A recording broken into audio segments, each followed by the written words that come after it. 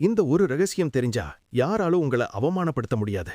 ஒரு நாள் புத்தர் தனது சீடர்களில் ஒருவரை கூட்டிக் கொண்டு கிராமத்துக்குள் தானம் கேட்டு சென்றார். அவர்கள் ஒவ்வொரு வீட்டுக்கும் சென்று அமைதியாக நின்று கொண்டே இருந்தார்கள்.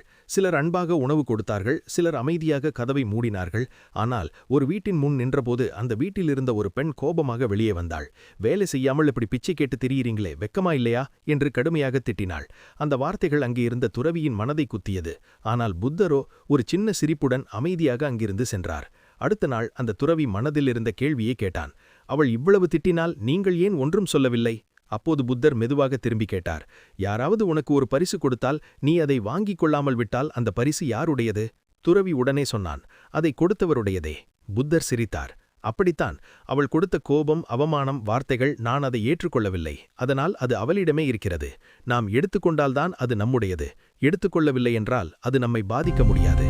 இந்த பதிவு பிடித்திருந்தால் சப்ஸ்கிரைப் செய்யுங்கள்.